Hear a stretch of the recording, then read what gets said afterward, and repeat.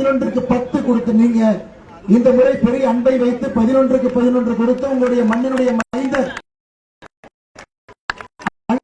எடப்பாடி பழனிசாமி அவர்கள் கோட்டைக்கு போகும் பொழுது 11ம் தன்னுடைய கையோடு எடுத்து செல்வார்கள் என்கின்ற முழு நம்பிக்கை எனக்கு இருக்கிறது. சேலம் வடக்கை பொறுத்தவரை ஒரு அற்புதமான ஒரு பாட்டாளி இங்கே நின்று கொண்டிருக்கின்றார். அருமையன் சதாசிவம் அவர்கள் இந்த முறை இந்த லோக்கல்ல 5 ஆண்டு காலமாக உங்களுக்கு பிரச்சனை உருவாக்கிய திராவிட முன்னேற்ற கழக அரசுடைய அதிகாரத்தை தவறாக பயன்படுத்திய தவறான மனிதர்களுக்கெல்லாம் புகலிடம் கொடுத்த ஒரு அமைச்சரை ராஜேந்திரனை எதிர்த்து போட்டிட்டுக் கொண்டிருக்கிறார். 10 ஆண்டு காலமாக சேலம் வடக்கினுடைய சட்டமன்ற உறுப்பினராக இருக்கக்கூடியவர் எதுவுமே செய்யல. அவர் என்ன செய்யல அப்படிங்கறத நம்ம பேசலாங்க ஐயா. இந்த முறை அண்ணன் சதாசிவம் அவர்கள் ஒரு புதிய சரித்திரத்தை படைத்து 11க்கு 11 என்கின்ற ஒரு சரித்திரத்தை இந்த தொகுதியில உங்களுடைய அன்போடு நிலைநாட்ட போகின்றார். நம்முடைய வெற்றி சின்னம் உங்களுக்கு தெரியும். அருமை சொந்தங்களே, பாட்டாளிகளுடைய சின்னம் உங்களுக்கு தெரியும். மாம்பழம் சின்னத்தில் அண்ணன் அவர்களை வெற்றி பெற செய்து ஏப்ரல் 23ஆம் தேதி ஒரு பெரிய வாய்ப்பை அண்ணனுக்கு கொடுத்து இங்கிருந்து நீங்கள் அனுப்பி வைக்க வேண்டும் என்று பேரன்போடு கேட்டுக்கொள்கின்றேன். அருமை சொந்தங்களே, சேலம் தெற்கை பொறுத்தவரை ஒரு எளிய நெசவாளர் குடும்பத்தில் பிறந்தவர். குடும்பமே ஒரு நெசவாளர் குடும்பம். சேலம் என்று சொன்னால் நம்முடைய கொலுசு தொழில் செய்யக்கூடிய சகோதர சகோதரிகளும் நெசவாளர் பெருமக்களும் இருக்கக்கூடிய சேலம் பகுதி முழுவதுமே அப்படிப்பட்ட சொந்தங்கள் தான் இருக்கின்றார்கள்.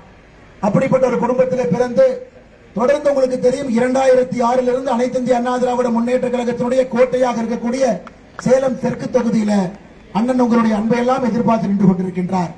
ஏப்ரல் 23ஆம் தேதி நம்முடைய வெற்றி சின்னம் தேசிய ஜனநாயக கூட்டணி சார்பாக அண்ணன் அவர்களுக்கு இரட்டை இலை சின்னத்தில் வாக்களித்து ஒரு பெரும்பாலான வெற்றியை நீங்கள் அன்போடு அழைக்க வேண்டும் என்று இந்த நேரத்தில் பாசத்தோடு பண்போடு கேட்டுக்கொள்கின்றேன்.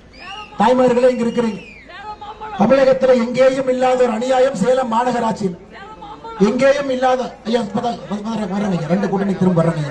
எங்கேயும் இல்லாத ஒரு அநியாயம் நம்முடைய சேலம் மாநகராட்சியில சொத்து வரி மட்டுமே 275% இந்த மாநகராட்சியில உயர்த்தி இருக்கின்றார்கள். சொத்து வரி மட்டுமே. சரி, சொத்து வரி உயர்த்தின ஒரு 50% உயர்த்தின 100% உயர்த்தின ஏதாவது வேலையை செஞ்சு கொடுத்தீங்களா நீங்க திமுகவினுடைய மேயரோ இங்க இருக்கக்கூடிய கவுன்சிலரோ கேட்டீங்கன்னா எதுவும் கிடையாது. இன்னும் சாலை ஆரம்பித்து குண்டும் குழியுமாக பாதாள சாக்கடையிலிருந்து அடிப்படை பிரச்சனைகள் எல்லாம் அப்படியே இருக்கக்கூடிய ஒரு மாநகராட்சியா தான் சேலத்தை மாத்தி வச்சிருக்கிறாங்க. அருமை சொந்தங்களே, அண்ணன் எடப்பாடி பழனிசாமி அவர்கள் முதலமைச்சராக இருக்கும் பொழுது அதற்கு முன்பு பல பொறுப்புகள் இருக்கும் பொழுது சேலத்தை பொறுத்தவரை ஒரு உயர்ந்த நகரமாக மாற்றி காட்டினார். ஏகப்பட்ட பாலங்களை கொண்டு வந்தாங்க, வளர்ச்சியை கொண்டு வந்தாங்க, உடான் திட்டத்தில் ஏர்போர்ட்டை கொண்டு வந்தாங்க.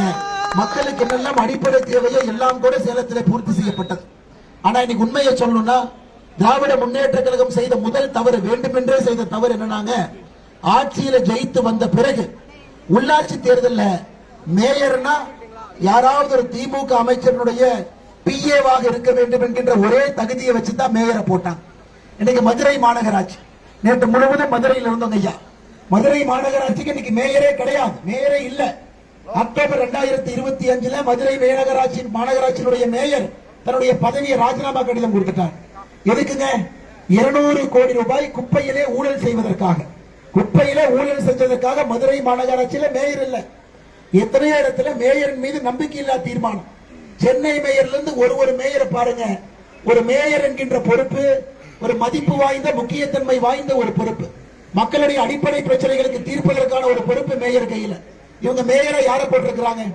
ஒரு தற்கொலைய துணை முதலமைச்சரை நம்ம வச்சிருக்கோம். ஒரு தற்கொலை துணை முதலமைச்சராக இருக்கின்றார். அப்ப அவரை விட தற்கொலையா மேயர் இருந்தா தான் மக்கள் ஏமாத்திடுவாங்க. நல்லா புரிஞ்சுக்க. படித்தவன் பக்கத்துல ஒரு அறிவாளி எப்படிங்க அறிவாளின்னு சொல்லுவீங்க தாய்மார்களே? அறிவாளிக்கு பக்கத்துல 2 பக்கத்துல முட்டாள நிக்க வச்சா அறிவாளி மாதிரி ஒருத்தர் தெரிவார். உதயநிதி ஸ்டாலின் அறிவாளியாக எப்படி காட்டுவீங்க? முட்டாள் மேயர்களை சுத்தி உட்கார வச்சீங்கன்னா உதயநிதி ஸ்டாலின் அறிவாளியாக தெரிவார்.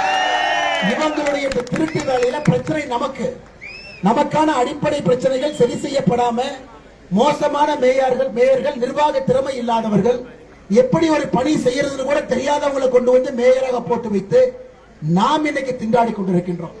அருமை சொந்தங்களே, அதனால் இந்த வெற்றி உறுதி.